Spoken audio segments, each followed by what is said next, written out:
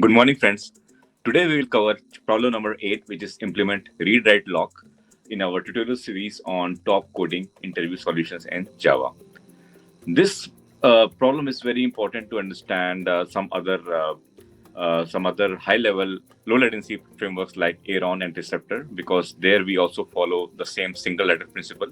So the basic idea is that whenever there is an object which is read from and written by many threads, so there are multiple threads which can mutate this object state, and there are other threads which can read the state of that object.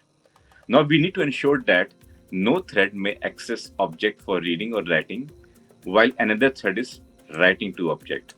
So if there is only one thread which is currently mutating the state or it is writing to the object, then no other threads can write or read that object state.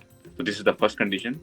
And the second condition is that if no thread is writing to an object and no threads have requested the write access, so even then there are multiple threads which can read the object at the same time, because the object state will be still same for all the reading threads, for all the multiple threads for the reading. So there is no point of locking that object.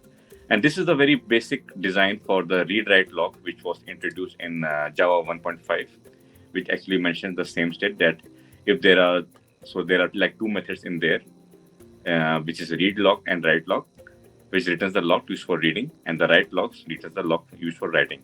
But the underlying behavior is same, that if there is one thread which is writing on this object at the current time, so there are no other threads which can read or write. But if there is no writer available, if the object is not going to be mutated by any thread, then in that case, multiple threads can read that object at the same time. So this is the first part of this project, of this problem, which we have to solve. And after that, we will move on to the reentrance problem. So for the reentrance problem, we will discuss later on, once we actually solve the very first basic design of this read-write lock. So see you all in the next video when we'll solve this problem together.